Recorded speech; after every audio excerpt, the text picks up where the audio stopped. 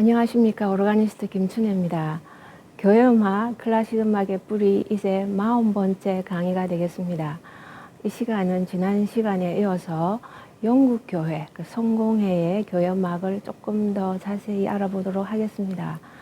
오늘 이 주제와 연관해서 찬송가 70장 피난처 있으니 이 찬송가를 소개하겠습니다. 이 찬송가는 특히 최근에 여러분께서 그 방송을 통해서 영국 국가를 듣는 기회가 많았기 때문에 이건 영국 국가다 이렇게 생각하실 수도 있겠습니다. 하지만 이 선율은 그렇고요. 가사는 시편 46편입니다. 마틴 루터의 찬송가 내주는 강한 성이요. 이 찬송가도 시편 46편이거든요. 하나님은 우리의 환난 중에 피할 피난처시고 도움이시고 하나님의 진리가 이 땅에서 굳건히 설 것이고 모든 악한 것들은 다 하나님께서 물리치실 것이다 하시는 그런 시편 46편이죠. 이 찬송가는 우리나라 찬송가 1908년입니다. 찬송가라는 찬송집인데요. 당시에 장로교, 감리교가 연합으로 이 찬송가를 편집해 냈었습니다. 우리나라 찬송가 최초 찬송가는 1892년 가사만 있는 찬미가고요. 2년 후에 1894년 악보랑 같이 있는 찬양가가 나왔는데요. 1908년에 의미 있는 그 연합으로 장로교 감리 연합으로 만든 이 찬송가에서 이 찬송시가 그 당시는 이제 그 악보에 없이 가사만 실렸기 때문에 이 찬송시가 실렸었는데요. 제가 찬송 그 시 46편을 자세히 보니까 46편은 총 11절인데요. 우리나라 찬송가 4절까지 되어 있는데서 1절은 그 시편 46편의 한 1절에서 한 3절 정도가 되고요. 2절은 시편 46편의 6절, 그 다음 3절은 9절, 그리고 4절은 그 전체적인 그런 개념, 그 주제가 들어있는 그런 절 같았었습니다. 그러니까 그 여러분께서 마틴 루터의 내주는 강한 성이요와 이 찬송가의 그 가사가 같은 시편 46편에서 나왔기 때문에 비교하시면서 한번 불러보셔도 좋을 것 같습니다. 이 작시자는 이게 미상으로 나와 있죠. 물론 출처는 시편이긴 하지만 그렇지만 이제 충분히 추측할 수 있는 것은 영국에서 운율 시편가가 있었고요. 미국에서도 운율 시편가가 있었습니다. 그래서 시편을 그렇게 운율만 만들어서 이렇게 불렀기 때문에 아마 영국의 시편가이든 미국의 시편가이든 선교사님께서 이 찬송가를 가지고 오신 것이 아니실까. 그리고 한국어로 번역해서 피난처 있으니 이렇게 나왔을 것이라 충분히 추측할 수 있습니다. 이 찬송가의 선율이 바로 영국의 국가인데요. 지금의 국가이지만 물론 이 찬송가는 아주 일찍 작곡이 되었다고 합니다. 한 17세기라는 기록이 있습니다. 그러니까 1600년대죠. 어느 분이 작곡한 거는 나타나 있지 않고요. 아직까지도 미상 이렇게 작곡자 미상으로 되어 있습니다. 그러면서도 우리 찬송가에 있듯이 1745년 세사우루스 무지쿠스라는 거기에 그 번역을 하면 음악 사전이라는 뜻인데요. 그 안에 이 선율이 이제 들어 있어서 그 첫 번째 되는 그런 하나의 출처이긴 하지만 작곡가는 아직도 알려져 있지 않다고 합니다. 그렇지만 그 영국의 국가이다 보니까 여러 글들이 있는데요. 특히 찬송가라는 면에서 조사한 그런 기록들을 보면은 당시에 1730년이라면 핸델도 당시에 영국에서 왕성하게 활동하던 그때인데요. 그때에 캐리라는 분이 영국에 계셨는데 이분은 극작가이시기도 하고요. 풍자문학가 이렇게 이분을 말하기도 합니다. 그런데 또 노래도 부르고 작곡도 하시던 그런 아주 곡도 많은 이런 좀 독특한 분이 계셨는데요. 이분이 상당히 그 애국주의적인 그런 연극을 통해서 본인의 그런 그 사상을 많이 피력을 했다고 하는데 1730년에 이분이 이 선율로 왕을 보호하소서 하는 이 노래를 불렀다는 기록은 있었습니다. 그렇지만 공식적으로는 아닌 것 같고요. 그래서 공식적으로 대중들이 일반인들이 다 같이 그 가사와 선율로 불렀던 것은 한 1745년 경이라고 합니다.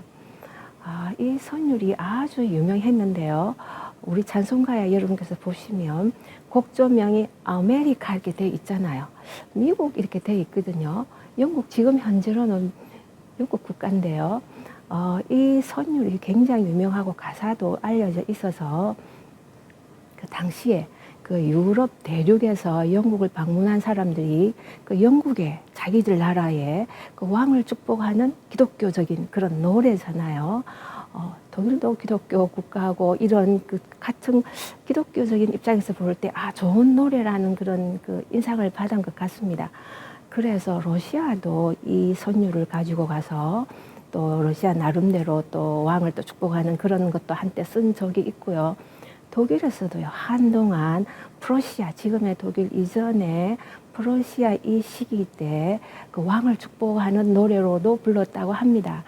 그러면서 이 선율이 또 미국으로 건너가게 됩니다.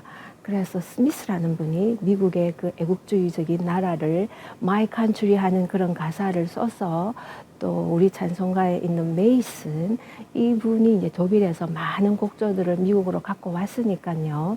이 갖고 온 곡에다가 그 미국의 그 지금으로 말하면 국가 같은 그런 이제 노래로 만들었다고 합니다.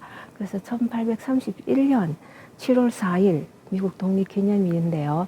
이 노래를 미국 국가의 성격으로 처음 불렀다는 그런 기록이 있습니다. 그러면서 이제 한 100여 년, 1931년까지라는 기록도 있는데요. 한 100여 년 미국에서 국가로 이렇게 그런 성격으로 불리다가 지금은 미국 국가가 이제 스타뱅글드한 다른 이제 국가로 되어 있죠. 그래서 이 곡조는 처음에는 그렇게 어디서 나온지 모르는 하나의 선율로 시작해서 영국의 그 기독교적인 그 노래, 황제를 혹은 왕을 축복하는 그러면서 우리나라를 지켜주십시오 하는 기독교적인 그런 노래로 발전을 하면서 다양한 나라에 건네지면서 우리나라까지 온 것 같습니다. 그래서 기독교적인 노래라 생각하면은 충분히 부를 수 있겠다 그런 생각은 듭니다. 특히 우리나라에도 보면 1896년 그 고종 황제 생일 때 서울에 있는 세문안 교회에서요, 이 선율에다가, 이 선율은 이제 뭐 선교사님을 통해서 선율이 따라라 이 선율을 알려졌겠죠. 이 선율에다가 고종 황제 생일을 축복하는 그런 가사를 넣어서 세문안 교회에서 그 불렀다는 기록도 있습니다. 이 선율은 정말 유명해서요. 어떤 기록에 보니까 현재까지 140여 명의 작곡가가 이 선율을 사용해서 작품을 만들었다고 합니다. 어마어마한 작곡가죠. 물론 소품부터 시작해서 아주 대규모 곡이겠죠. 제가 알기만 해도 오르간 곡이 그러니까 꽤 그 수준 높은 어려운 10여 분 정도 되는 이런 길이에 물론 또 좀 짧은 걸 6, 7분도 있지만 이런 길이에 오르간 연주회용 난이도가 있는 이런 연주회용 곡으로도 벌써 3곡이나 제가 알고 있거든요. 그러니 작은 소품부터 해서 성악적인 곡, 기하학적인 곡까지 하면 140여 명이 될 수 있겠다는 그런 그 상상은 해봅니다만은 유명한 그런 선율에 우리가 생각하는 것은 시편 46편입니다. 하나님은 우리의 피난처 되시고 지금 현대에 정말 그 정신적으로 우리가 환난을 당하는 이런 시기이기도 하지 않습니까? 또 환경의 위협도 있고 하나님께 간구하면서 피난처가 되시면서 또 그러면서 우리가 무엇을 할지 또 함께 생각하는 그런 찬송가가 될 것 같습니다. 잠시 간주 들으시겠습니다.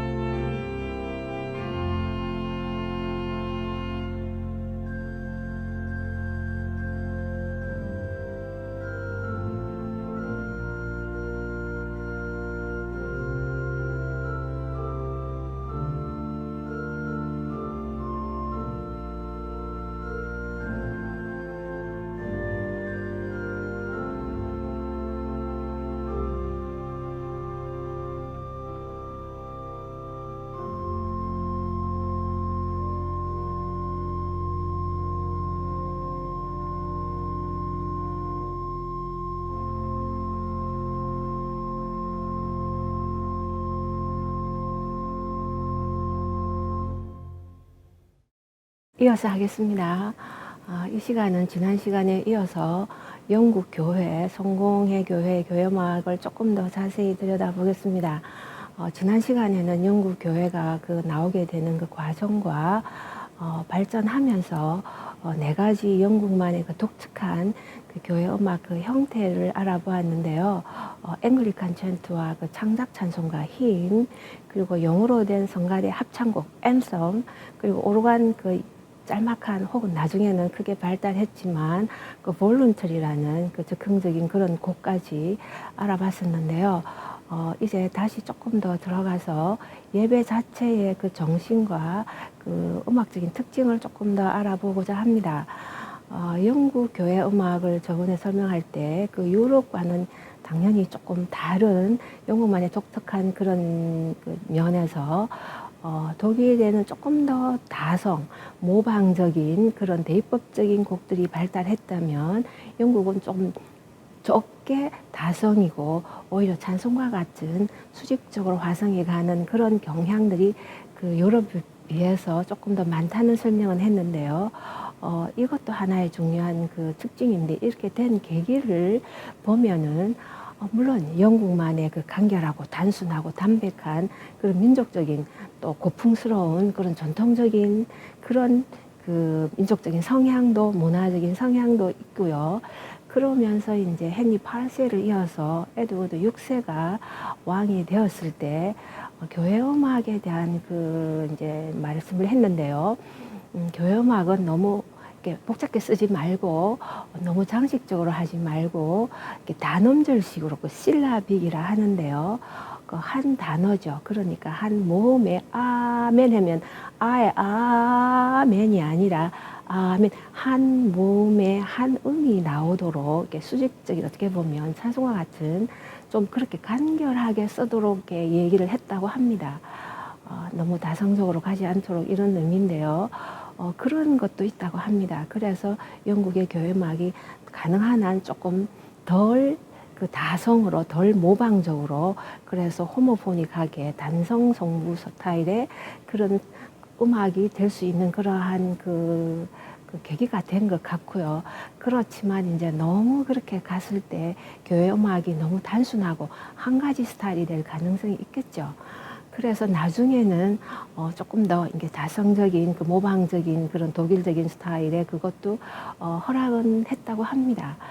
그러면서 또 엘리자베트 여왕 시기에는 보면은 당연히 성공의 음악으로 이렇게 쭉 가면서도 또 가끔은 당시에 여전히 라틴어가 학자들에 의해서 신학적인 혹은 의과 쪽도 여러분 아시겠지만 학자 쪽에서는 여전히 학문적인 용어로 쓰였기 때문에 그 언어죠. 그래서 음악도 아예 가톨릭 그거를 무시하지는 않고요. 라틴어로 된 성가대 곡이더라도 혹 가끔은 라틴을 이해하는 그런 회중들이 있는 교회의 경우에는 특별한 경우겠죠. 가끔은 라틴 찬송가 혹은 라틴 성가대 모테트 같은 것도 허락을 하기는 했다고 합니다.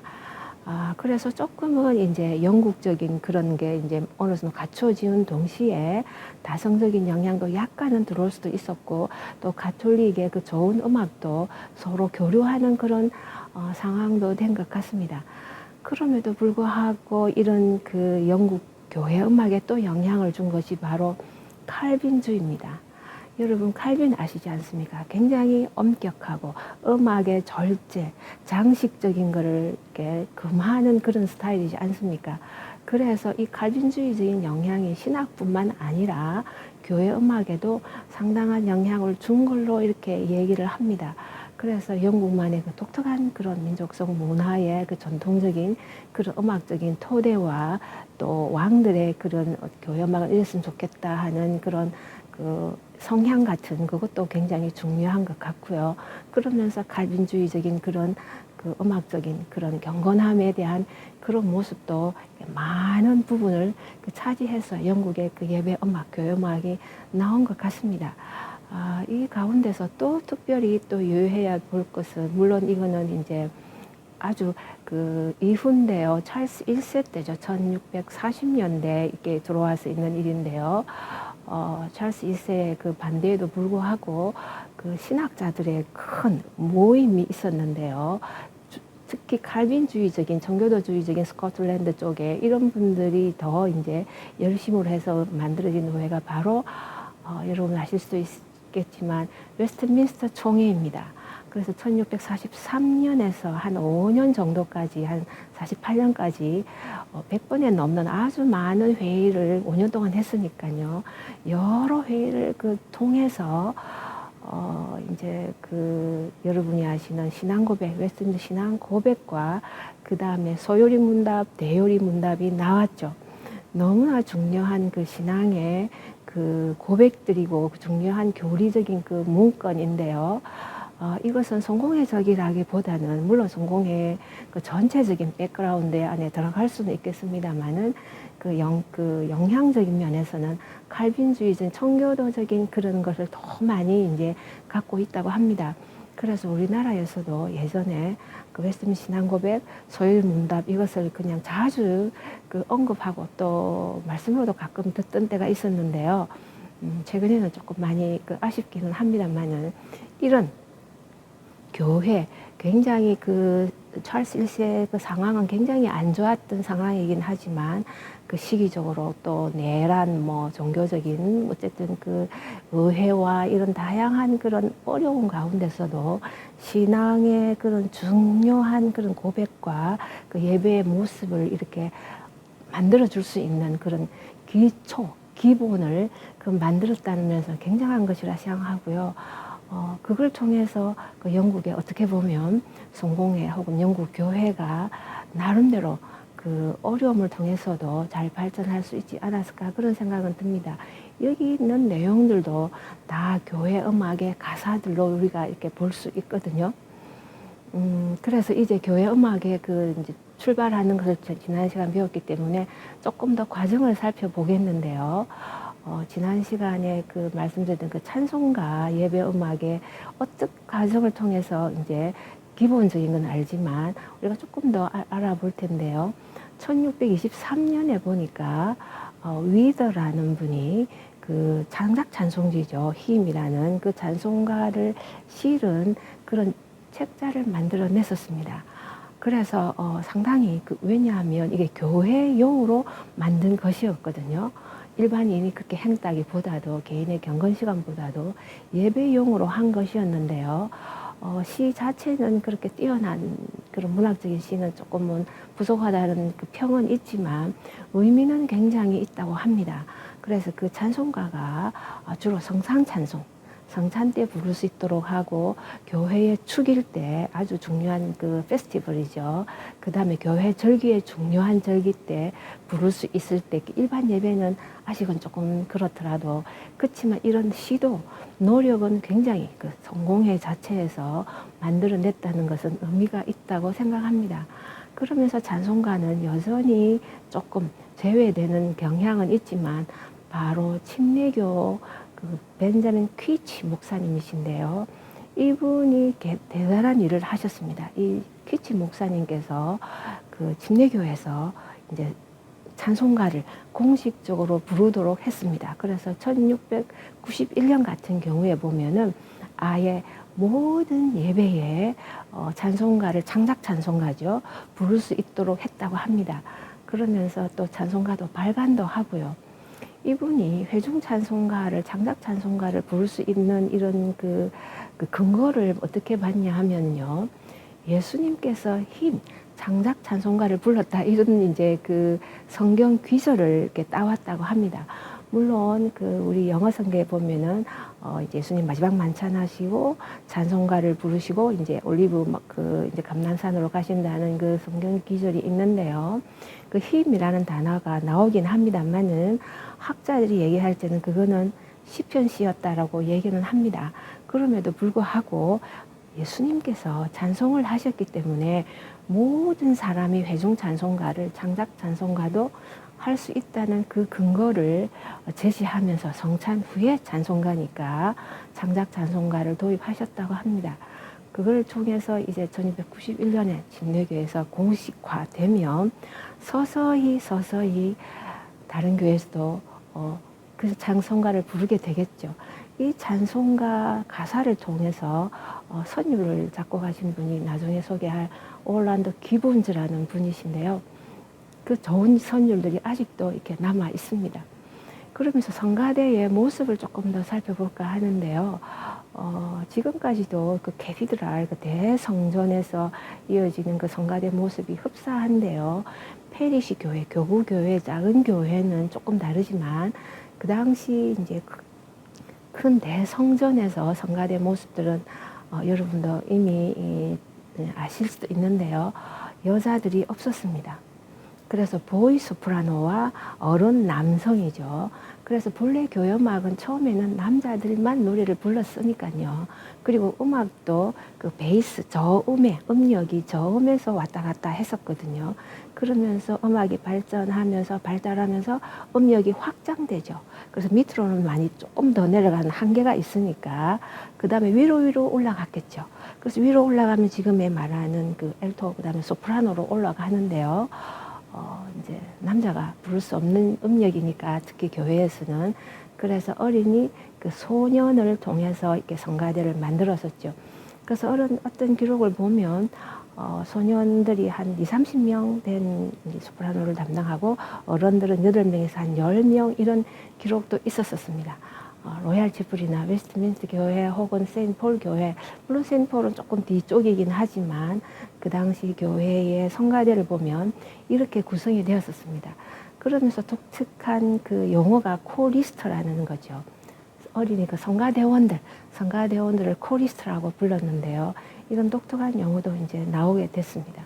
그러면서 여자는 여전히 이렇게 반대하는 입장을 많이 고수하죠.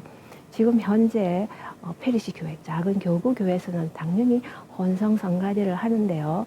웨스트민스터나 세인트폴, 로얄채플 같은 혹은 뭐 케임브리지, 킹스 칼리지 같은 이런 그 대표적인 그 성전 혹은 교회에서 성가대는 주로 남자들만 이렇게 구성을 하거든요. 그런데 최근의 기록을 보면 획기적인 게 있었는데요. 세인트폴 교회에 2017년에 처음으로 여자 그 어른이죠. 여자를 그 고용을 임명을 했다고 합니다. 대단한 변화라는 그런 생각은 듭니다. 그러면서 2022년 작년이죠.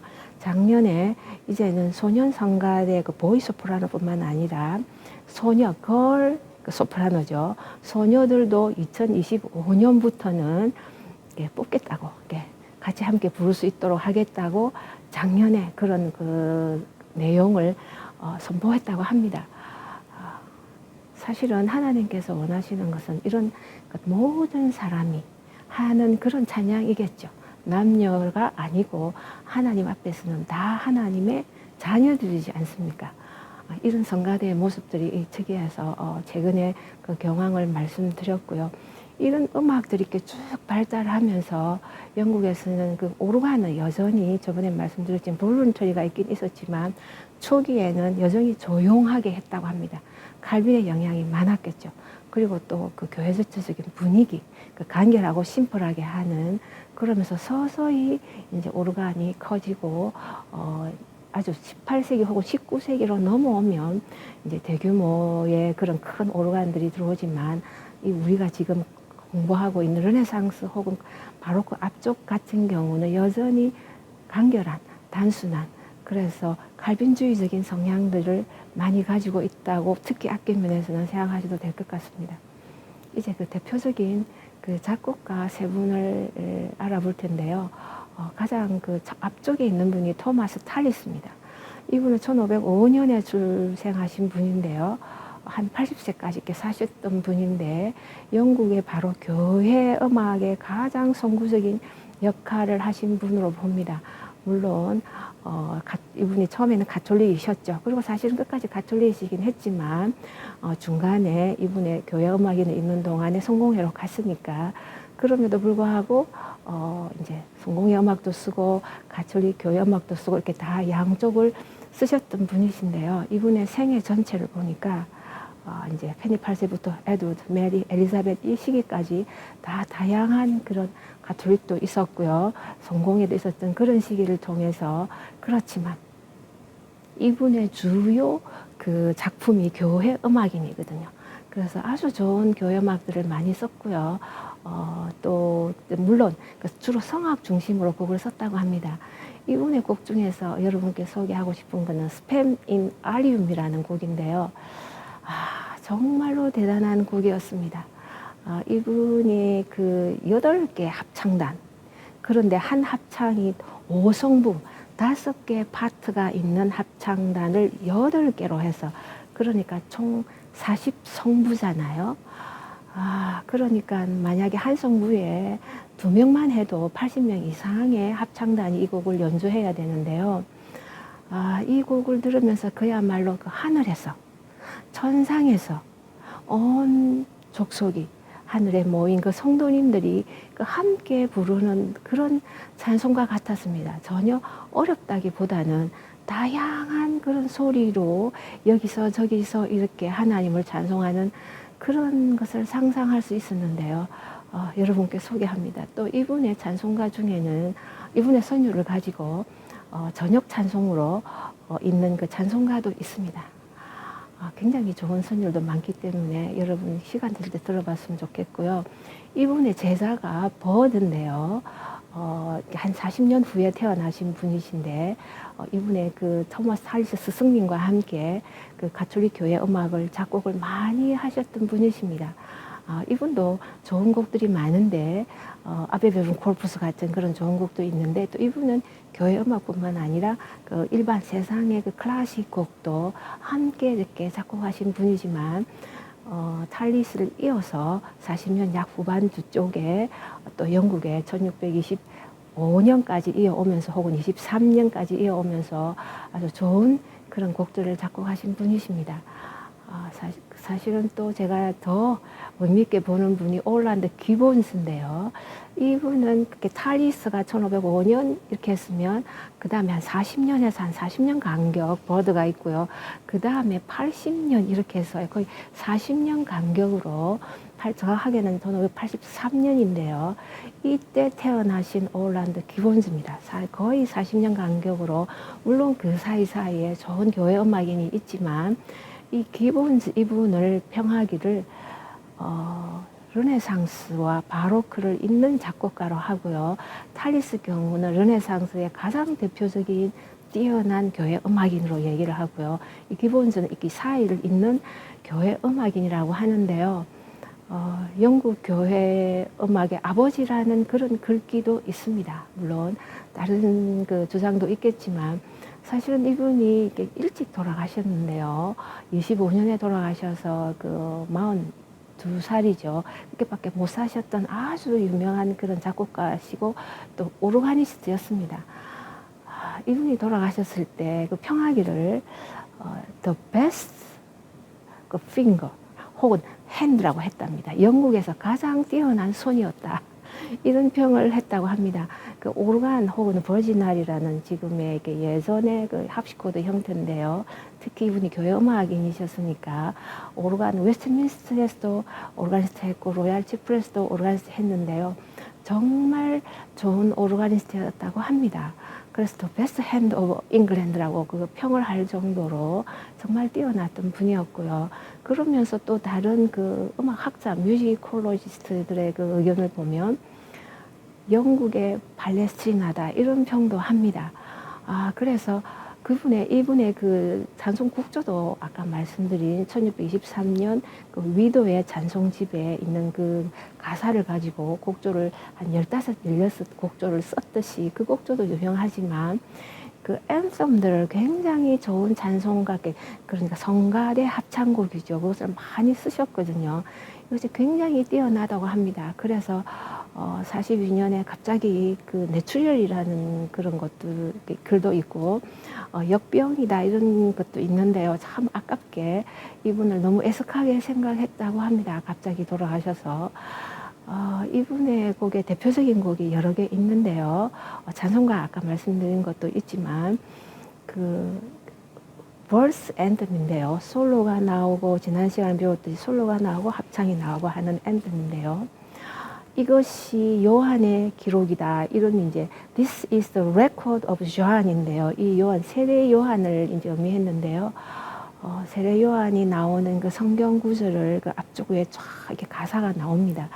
그래서 이제 독창이 나오고요. 합창이 이렇게 약간은 폴리포니가 들어갈랑 말랑 할 정도로 주로 호모포니에 가깝게 약간의 모방이 있는 이런 합창이 나오다가 또 솔로 나오다가 합창이 나오다 이렇게 이제 곡이 이제 길지 않은 곡인데요. 한 4, 5분 정도 되는 곡인데 이 verse end이 참 이제 여러분께 소개하는 너무너무 좋은 곡이었습니다.